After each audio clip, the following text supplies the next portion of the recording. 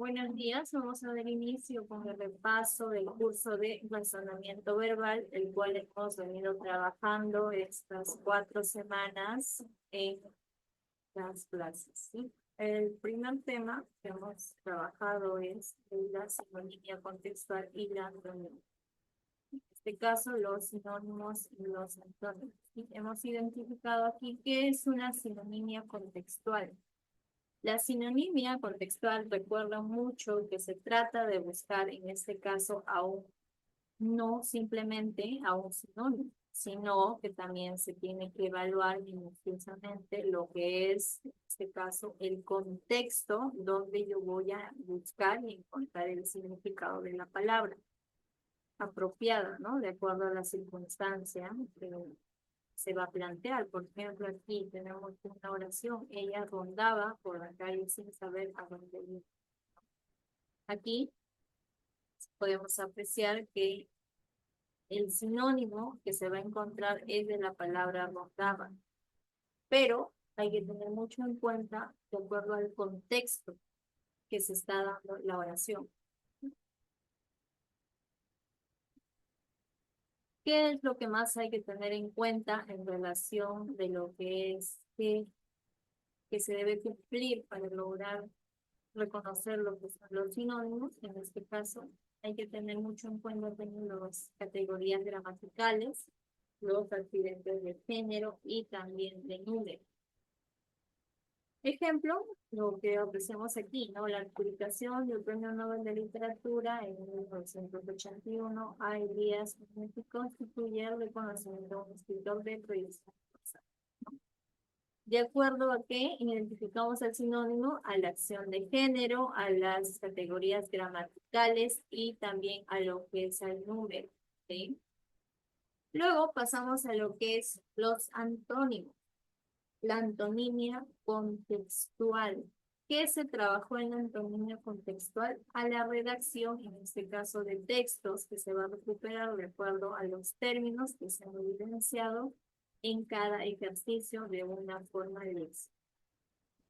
Que en este caso son reemplazados por otros que expresan un significado opuesto o contrario, sin dejar de lado el contexto en el que se está escribiendo lo que es la oración. En ciertos ejercicios, ustedes van a poder identificar el significado de la palabra de acuerdo a su contexto, ¿no? La idea en sí es que ustedes logren respetar las capacidades de interpretación y de análisis al momento de leer, ya sea una oración o un texto. Aquí, para acertar, en este caso con la resolución de un sinónimo, se le aconseja a ustedes buscar solo las palabras con significados lo más parecidos posibles, ¿no? Así yo voy utilizando el método de descarte, por ejemplo, para poder identificar y ir con la respuesta adecuada, ¿no? Aquí tenemos la sinonimia, palabras con significado parecido o semejante de acuerdo a su contexto, ¿no? El contexto es un entorno lingüístico del cual depende el sentido y el valor de una palabra, frase, etc. ¿Ya? Tenemos aquí lo que son la sinonimia contextual y la antonimia contextual. Los antónimos, que son palabras con significados opuestos o contrarios, ¿no? Y aquí hemos realizado ejercicios a base de textos. ¿Por qué? Porque se les pidió mucho lo que es el análisis profundo de yo identificar un significado de acuerdo a una categoría gramatical. En este caso, no debo dejar guiarme solo por la palabra, sino más bien tengo que dejar ver y analizar el contexto en el que se está realizando el ejercicio. En el tema número 2, hemos hablado sobre la estructura del texto, ¿no? ¿Qué es un texto? Según Kelsen, es toda una cadena lingüística ilimitada, ¿ya? Ilimitada. ¿Por qué? Porque no tiene. El texto es un conjunto de ideas que giran alrededor de un núcleo, en este caso de un tema. ¿Qué características posee este texto? las de cohesión, coherencia, significado, intencionalidad, progresividad y sobre todo adecuación, adecuar el entorno en donde se va a realizar este texto. ¿Cómo yo extraigo en este caso un texto, de un texto una idea esencial o la principal, que también conocemos con ese término? Tenemos varios pasos, ¿no? Pero lo más importante es leer atentamente, en este caso, el párrafo. Luego tenemos que identificar el núcleo, que quiere decir lo más importante de cada párrafo. Y luego vamos a escribirlo en forma de oración simple.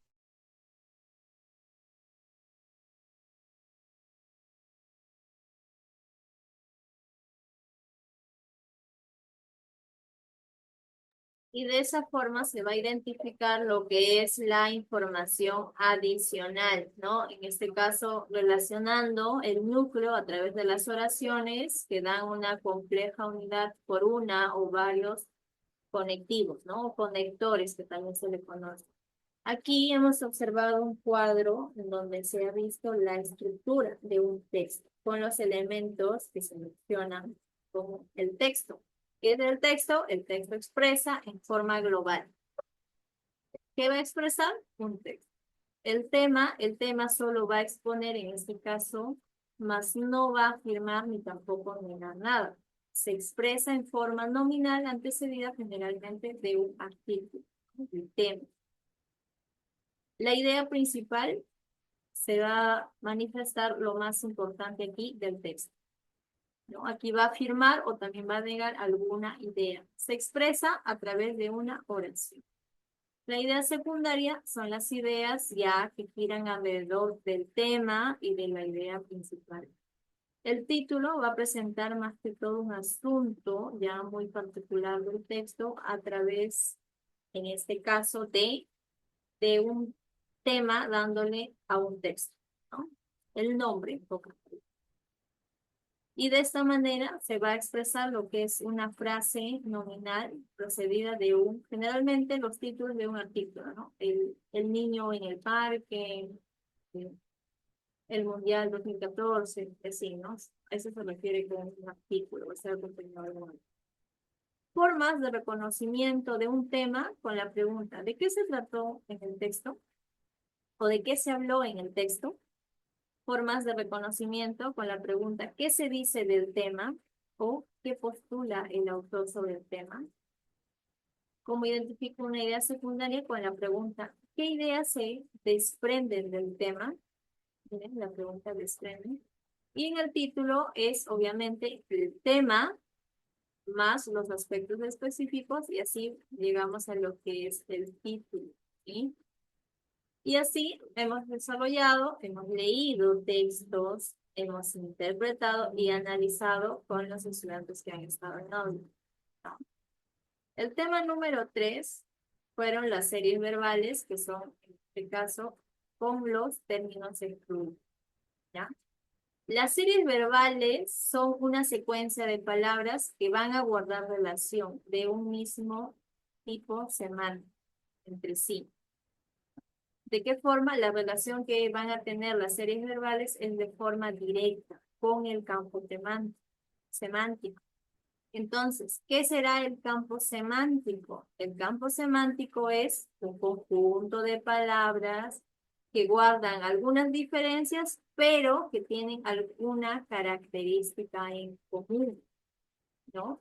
Que determina un vínculo. Por ejemplo, aquí tenemos Macocapac, Chichiroca, Yotilpan. ¿Cuál es la característica en común? Que son indas, ¿no? Y aquí hemos identificado, en este caso, que es fácil determinar este campo semántico. ¿Por qué? Porque los nombres de la serie de los incas es del Tahuantinsuyo, ¿no? Y la alternativa correcta aquí es la C, que es otro de los 14 incas del Tahuantinsuyo. ¿Ven?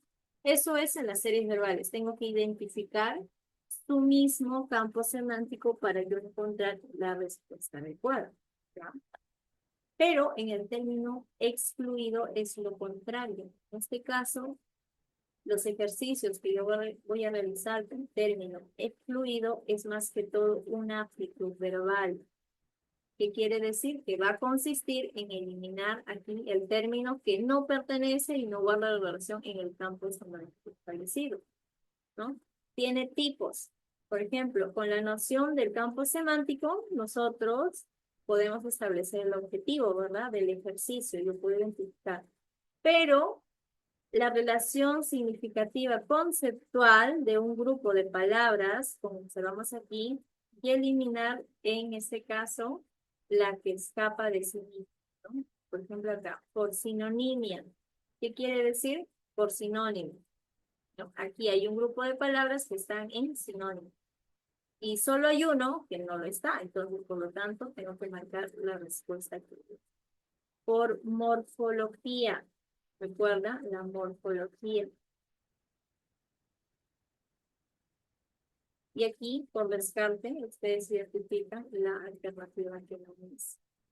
Por definición, en este caso de la palabra cúpula. Por sinonimia y antonimia y por rasgos gramaticales.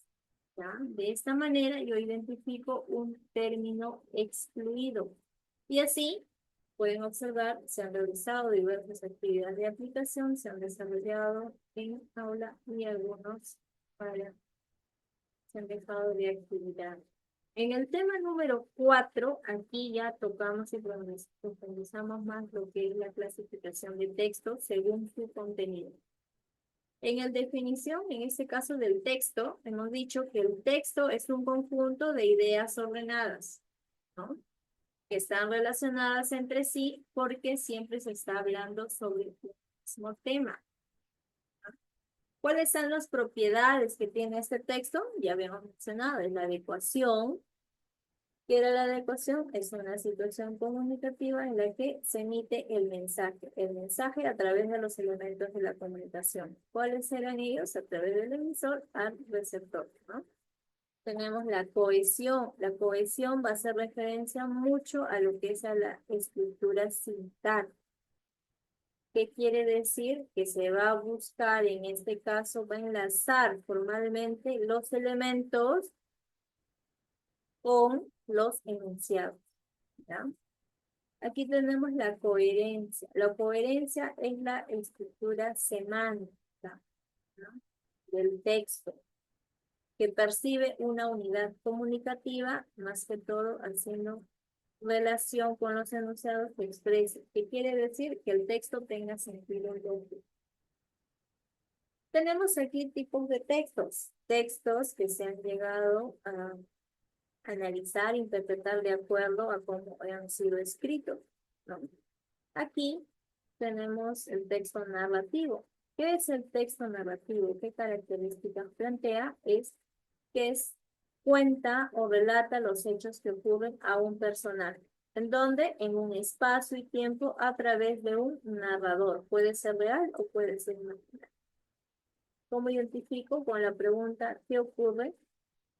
Y mayormente, la mayoría de textos narrativos lo podemos encontrar en novelas, cuentos, noticias, leyendas, etc. Aquí se utiliza el verbo, de verbos de acción.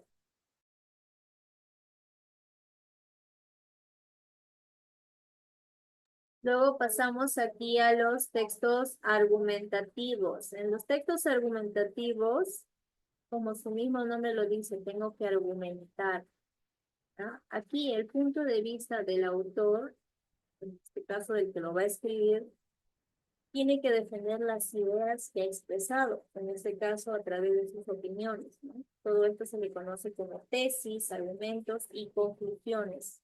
Pregunta para yo entender este texto es, ¿qué pienso? ¿Por qué lo creo? ¿No? Y mayormente lo pueden escribir en artículos de opinión, críticas de prensa. ¿Por qué? Porque están argumentando, están escribiendo lo que realmente están pensando sobre algo. En el texto expositivo, como su mismo nombre menciona, es la de exponer, que explica de forma objetiva un hecho que va a ocurrir en un espacio y un tiempo determinado, que responde a la pregunta, ¿qué es así? ¿No? ¿Dónde encontramos ese texto expositivo? Mayormente en artículos de divulgación, enciclopedias, donde se va a identificar mucho el tema, la idea principal y ideas secundarias. exposiciones como lo hacen en las aulas de clase. Texto descriptivo. En el texto descriptivo se va a detallar más que todo las palabras, cualidades o características de un tema, de un sujeto o algo. Por eso dice descriptivo, va a describir. Responde a la pregunta, ¿cómo es? ¿Cómo son? ¿No? Va a estar describiendo. En el texto de diálogo, ya aquí es más una forma literal sobre las palabras de los personajes. Que responde aquí a la pregunta, ¿qué dicen? Mayormente ese texto de diálogo se realiza pues, en obras, ¿no? En teatro. ¿Dónde podemos encontrar? En piezas teatrales, en cuentos, cuando un personaje quiere hablar, ¿no? Le colocan a través de un guión, ¿no? ¿Dónde más encontramos diálogos? En novela. Se caracteriza por la presencia de acotaciones, como ya había mencionado. Los guiones, las comillas, etcétera, puntos suspensivos, resaltar, y de esta manera, ¿no? Hemos realizado actividades, que es leer textos, y hemos identificado cuáles son los temas, el título y qué tipo de textos son, cuáles son las ideas principales de este texto, ¿no? Para poder determinar y reconocer. Recuerden que los ejercicios de conocimiento verbal mayormente son lo que es lectura. Mientras más leo, yo voy mejorando más mi ortografía, mi caligrafía, mi pronunciación, mi modo de hablar, etc. Y de esta forma culminamos con el repaso de las 4 semanas de clase.